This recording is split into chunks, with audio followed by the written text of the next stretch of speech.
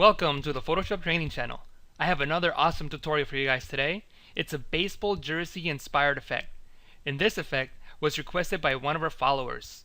In this tutorial, we're going to be creating a baseball poster from scratch.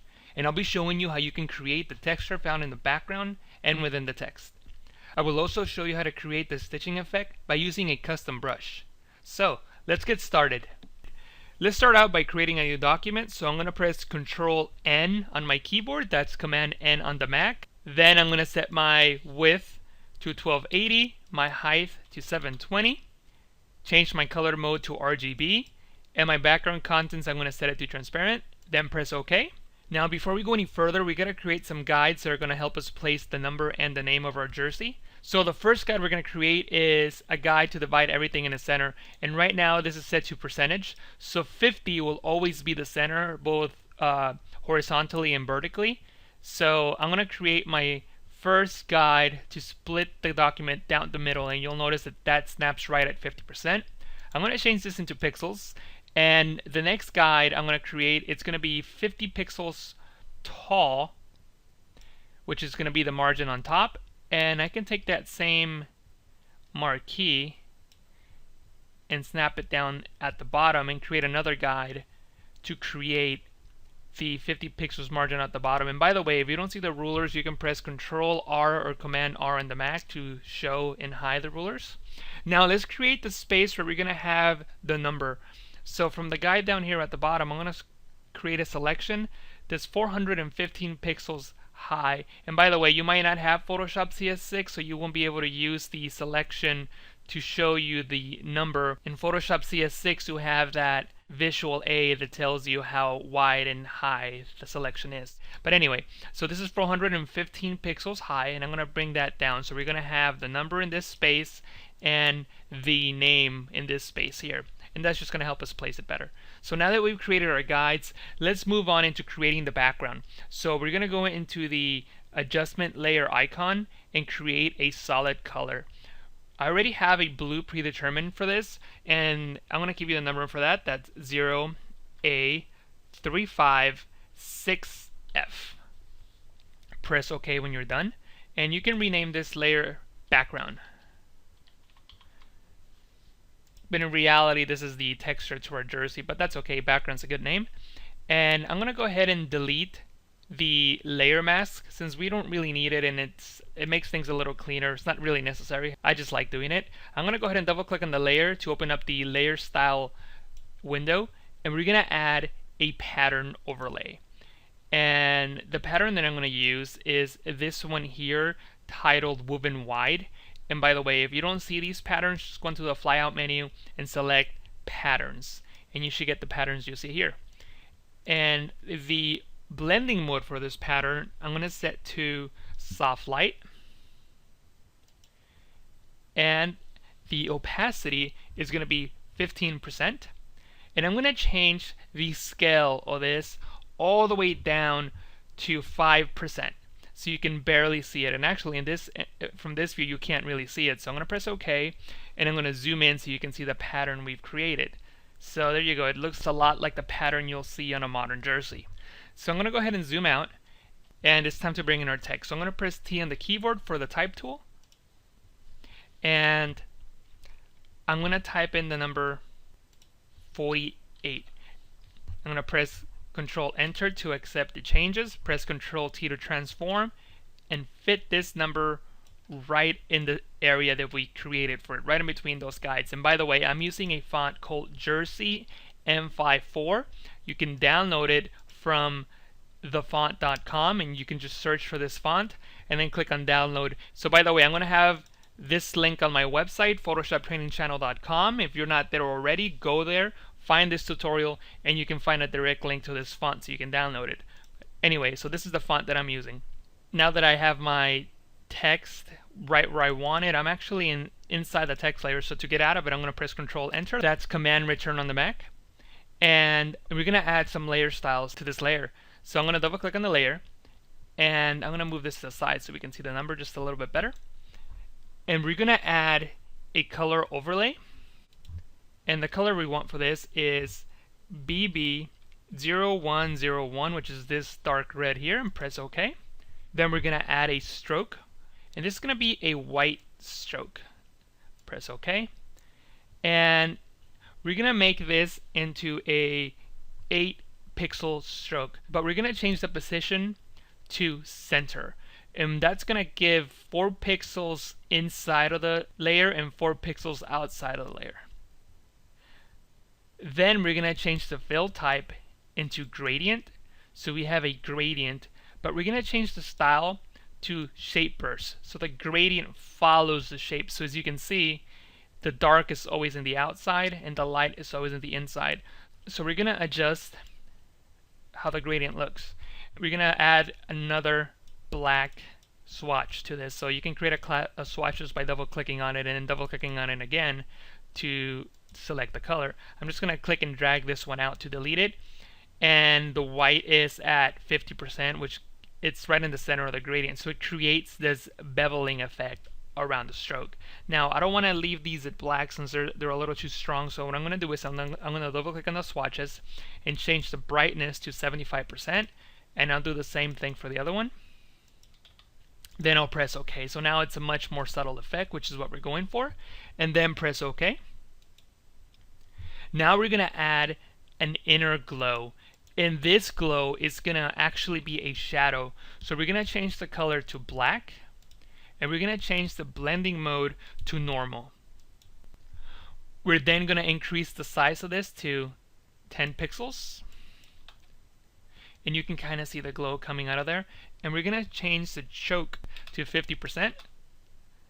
And you can see how that's looking there. Now this is a little too strong, so what we're going to do is we're going to bring the opacity to 15%, like so. And we're going to do the same thing, but with an outer glow this time. So we're going to click on outer glow, and we're going to go to normal. We're going to select a black color. We're going to bring that opacity to 15%, 10 pixels. And for the spread, we're going to go 20. And now that I'm looking at it, the opacity might be a little too light. So let's bump that up a little bit. Let's just leave it at 20. How about that? I think that looks a little bit better. And then we're going to give these numbers a pattern as well. So we're going to click on pattern overlay. But once we click on pattern overlay, we can't see the pattern because the color overlay is right above that. So let's hide it for a moment. And we're going to select this pattern here. It's titled Herringbone number 2. Click on that. We're going to leave the opacity to 100%, but the scale is going to go to 60%, like so. And we're going to come back into our color overlay, and we're going to change the opacity of our color overlay to 95%. So that way the texture we just added, the pattern, is barely visible. And you can't really see it here, but I'm going to zoom in a moment so you can see it. So I'm going to press OK on that, and I'm going to zoom in, and now you can see what we did. There's a very subtle shadow around the numbers. So you can see here on the side the subtle texture, and obviously what we did before, the pattern over a jersey. So I'm going to zoom out. And by the way, I zoom out by holding Alt and the mouse wheel, and that's Option mouse wheel on the Mac. Okay, so I'm going to zoom out just a little bit more so we can see everything. Okay, now that we have our numbers created, it's time to create the stitching that's going to go around these numbers. So if you've seen baseball jerseys, sometimes they have a stitch that goes around the numbers. So let's create that. And the easiest way to create this is actually in Illustrator. So we're going to go into Illustrator to quickly create this. If you don't have Illustrator, you can try creating it on your own in Photoshop, or you can just go to my website, photoshoptrainingchannel.com, find this tutorial, and I'll have that file for you there to download. So let's go into Illustrator first. Okay, so here we are in Illustrator, and I'm going to go into File, New, to create a new document, and we're going to create a document that's 100 pixels wide by 100 pixels tall. Then I'm going to press OK. I'm going to select the pen tool, and I'm going to click on the corner here, and I'm going to find the center of this document. And in Illustrator you have these guides that help you out. You see that green line there going from top to bottom is telling me that this is the center of this image. So I'm going to click on that, and then I'm going to click on the other corner here, like so, to create this V. Then I'm going to click on my Move tool, select my path, and just remove the color, the white color from the fill, since I don't want any fill. So now you have that red line through it. Then I'm going to change the stroke of my path to 10 points like so, so you get something much wider. And I'm going to click on my path again, and I'm going to click on the handle here and scale that in. I'm going to hold Alt so it scales from the center, like so. And I'm going to bring the bottom part up so this point here is way at the bottom, right on the tip of the canvas there, like so. Okay. So this is going to be our stitching, and I'm going to move that down by using the arrow keys on the keyboard, just like you do in Photoshop. Then I'm going to select it, and I'm going to go to Edit, Copy. I'm going to come back into Photoshop. I'm going to open a new document, press OK, and then I'm going to paste it into my new document. Now, this window is asking me what I want to paste. I want to paste a smart object, a pixel, a path, or a shape layer. Pixel is fine, so just press OK and press Enter. Then you can zoom in so you can see your shape a little bit better. And everything's looking pretty good. The only thing I'm going to do is I'm just going to crop it right here. I don't want this space here at the bottom, so I'm just going to go to Image, Crop, and it's going to crop that out. And what we're going to do is we're going to create a new brush so we can create the stitching.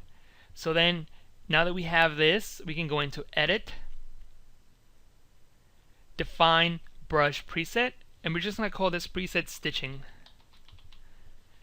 And I'm going to press OK. Then I'm going to open up a new window just so we can see what we're working with. And the width and height really doesn't matter, but I want something that's fairly big so we can see what's going on.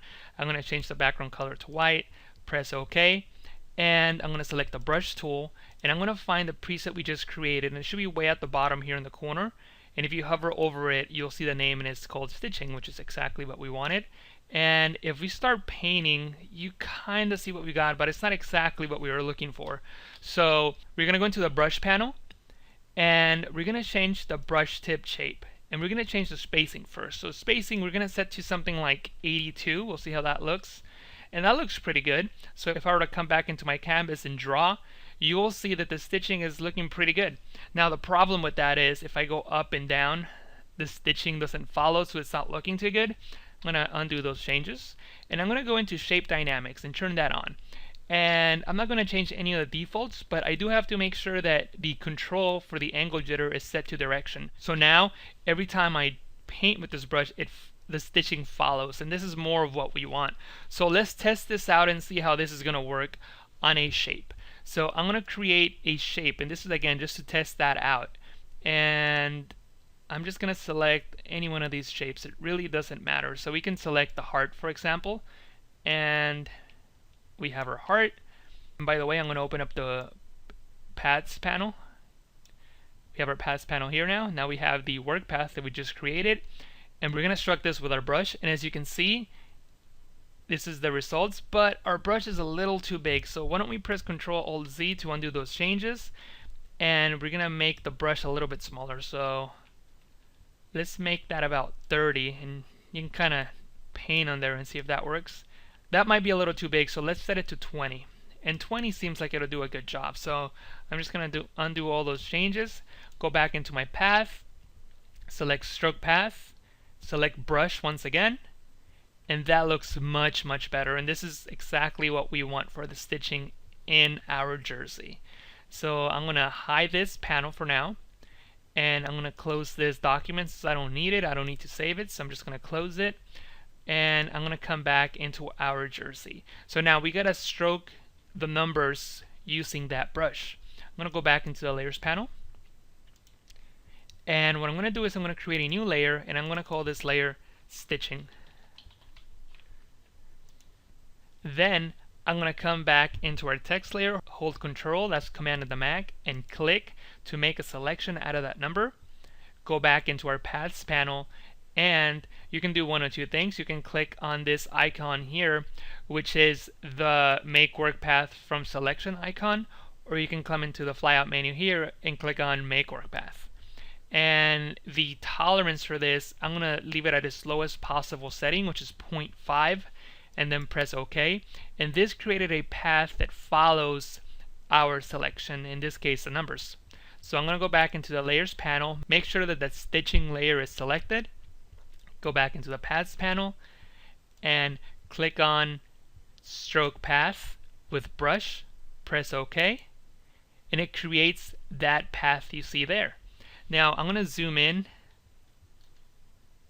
and this is what it created. Now we're going to go back into the layers panel, and in our stitching layer I'm going to double click on that to create a new layer style.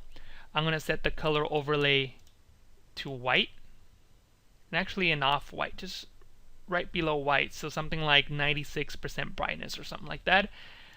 Then press OK, and I'm going to add a drop shadow, and we're going to make this into a faint shadow. So I'm going to bring in the size to 1 pixel and bring the distance into something very, very small that you can barely see, maybe like 2 pixels, and bring the opacity down to something like 50%, maybe even less. Let's try 40%. That seems to be okay for now. We can come back and make changes if need be a little later. And you know what? I'm looking at it and I still think we need less. So let's just make it 35, and I think that's good. And press OK. And I'm going to zoom out so we can see the changes we have so far. And now that I'm looking at this, it's not looking the way that I want it. The stroke is a little too strong. So what I'm going to do is I'm going to click on the Marquee Tool. And by the way, before I do that, I'm going to deselect my work path so nothing is selected. Go back into my layers panel and select the stitching we created, and I'm going to hit backspace on my keyboard to delete the pixels. I didn't delete the layers because I still want to keep the same drop shadow and color overlay that we applied, but I don't want those pixels. I thought the stitching was a little too big, so I'm going to click on my brush tool once again, and this time I'm probably going to do 15, and that'll be okay. Let me do a test. So at 15 pixels, I think that's much better. So I'm going to undo those changes, make sure my stitching layer is selected, go into paths, click on my work path, and click stroke path with the brush, and now we get a much better stitching look to our numbers. I'm going to press Ctrl H to hide all the extras, and I'm going to go back into my layers panel. And now that I have everything here, I'm going to select the stitching and the layer 1, which is actually an extra text layer I created somehow, so I'm just going to delete that. So I'm going to grab the stitching, I'm going to grab the number, press Ctrl G to make a group, and just title that group number. And now that I have the number selected, I'm going to press Ctrl J to duplicate it. And by the way, Ctrl J to duplicate groups only works on CS6. So if you have CS5 or below, you're going to have to duplicate it by clicking and dragging this into the new layer icon. And I'm going to rename this layer to name. And I'm going to move that up somewhere around there for now. And by the way, pressing Control semicolon, and that's Command semicolon on the Mac, brings up the guides. So that's one way of bringing them back. Then I'm going to press Control T, and I'm going to transform it so the number now fits in the space that I created for the name, like so. I'm going to open up this group, and we're going to have to redo the stitching, so I'm just going to delete the pixels off of there by doing what we did before, selecting those pixels and hitting backspace on the keyboard.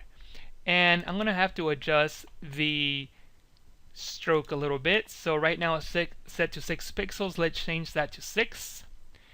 And we're going to bring in the inner glow just a little bit. It's a little too strong. And press OK. Okay, so now before we create the stitching, we got to change the number to a name. So I'm going to double click on the text layer thumbnail, and I'm going to name this, I'm going to change the number to a name. In this case, I'm going to use JR from PTC, and I'm going to center this. So I'm going to select from and change this to the number 22, and actually it might still be a little too big, so maybe 20. Let's do 18. Yeah, 18. So JR from PTC. And by the way, if you're wondering, this is actually a shameless plug here. This is my Twitter name. So if you like to follow me, well, now you know what my Twitter name is. Feel free to send me a tweet with any comment, message, or anything else that you like. I'm going to press Control Enter, that's Command Enter on the Mac to accept the changes. I'm going to press V on the keyboard to bring the Move tool and I'm going to center this text layer. And now that I have the name, I'm going to create an arc, because that's what names and jerseys are. They're sort of in an arc, they're not in a straight line. So to do that, I'm going to double click on the text layer thumbnail, and I'm going to add a text warp. And in the warp text window, I'm going to select arc, and that arc is way too big, so I'm just going to bring that all the way down, and I think I'm going to have an arc of about 13 or 12. 12 seems okay, so I'll leave that there. So now that I've created that, I'm going to press Control Enter, Command Enter once again, press Control T, Command T, and to transform, I'm going to hold Shift and Alt, click on one of the corner handles, and scale that in so it fits within the area we created for the name, like so. Okay, now that we have the name, it's time to add the stitching. So we'll Control click, Command click on the text layer thumbnail to create a selection around the text. We'll go into Paths, make Work Paths 0.5 pixels, press OK. With the work path selected, make sure the stitching layer is selected, and make sure that you select the entire path and go into Stroke Path. And you're going to use the brush tool, of course, and it's going to create the stitching for that layer. So I'm going to press Control H to hide all the extras, Command H on the Mac. And you know what? The stitching once again looks a little too big, so I'm going to press Control Z to do that. We're going to the brush, and we're going to make this into 12 pixels. We'll see how that works out. I'm going to make sure the path is selected, and then go into the Layers panel, make sure Stitching is selected. Back into the Paths panels, and click on Stroke Path with our brush. And press Control H to hide the guides. Press it once more to hide everything, and now our stitching is looking much better. So let me zoom out a little bit so we can see what you got so far. And really quick, I'm going to go back into the Layers panel, and now we're going to create a vignette just to center this a little bit better. So I'm going to make sure that the path is not selected. I'm going to click on Layers. I'm going to add a new gradient adjustment layer. I'm going to set this to radial and click on Reverse. And by the way, make sure that you're selecting the transparent to black fill, like so. Then press OK. And you can change the scale of this as need be. So in my case, it's 278% or something like that. So the outside areas are dark, creating that vignette. So then press OK. And I'm going to duplicate this. And the bottom one, I'm going to double click on the gradient icon. I'm going to uncheck Reverse. I'm going to click on that. I'm going to click on this swatch here at the bottom. I'm going to set that to white. And I'll do the same thing for the other one. So they're both set to white, like so. And I'm going to change the scale, and I'm going to bring that in. And obviously this is going to be my highlight, and I'll press OK. And the highlight is going to be set to 30% opacity. And I'm going to change the blending mode to overlay to create that highlight you see there. And by the way, this is a little too strong, so I'm going to bring that down. So maybe 85% or so. So now we have our vignette, we have our highlight. And one cool thing about creating this highlight is if I double click on the gradient again, I can click and drag that around if you want to move your highlight to another area. But I don't want to do that. I'm just going to press cancel. Okay guys, that's our tutorial right there. And this is the final result. I'll zoom in a little bit just so you can see the detail a little bit better. And there it is. Okay, so we were done with our tutorial, but then I got an idea and tried it out, and it actually worked out pretty good. So now I want to show you guys, and that's kind of how I do things here at the Photoshop training channel. I have an idea for a tutorial, and if something comes up as I'm doing it, I'll show it to you guys anyway. That way you guys can learn from different random ideas I have. So now that we're done with this tutorial, I'm just going to click on all these layers, press Ctrl G to group them, and I'm just going to call these text, because essentially is the text. And actually these two layers, the highlight and vignette, are not part of that. So only the text here, which are the name and number. Okay, and I have an image of a shirt here, and I've already gone ahead and masked out everything around it. So I'm going to grab the shirt, I'm going to bring that into our composition, and I'm going to place it right about here, like so. And I'm going to change the blending mode to multiply, and I'm going to create a new adjustment layer, curves, and I'm going to create a clipping mask by holding Alt or Command in between the two layers and clicking, so you get this arrow right next to the adjustment layer icon. So that way any changes I make only apply to this layer. So I want to bring out the darkness, the shadows of that jersey, and if I move this around, you can kind of see the effect that I'm going for. Like, you see the shadow affecting the text of the jersey, so it kind of looks as if the folds were on the jersey. So I can place that maybe here, and again you see the folds on the jersey, like so. So I'm just gonna place this more or less where I want it, something like somewhere there, so I get this nice fold here on the J. Then I'm gonna, you know what, actually I'm gonna grab this background layer and add it into the text folder, and actually I want that at the bottom, like so. And now that I have this in one layer, I'm gonna convert it into a smart object. That way it's just all nicely tucked away, and I can distort it non-destructively if I want to. I'm going to control click on the shirt layer mask, and I'm just going to click on the layer mask here to create exactly the same mask. I'm going to add a color fill, black is fine, and I'm going to drag that all the way to the bottom, like so. Now I'm going to click above the curves adjustment layer, add a new layer, click on the brush, and just select a soft brush and make it pretty big. Maybe 400 might be a little bit too big, so anyway, somewhere around 300, 320. And now I can start painting in some shadows in here.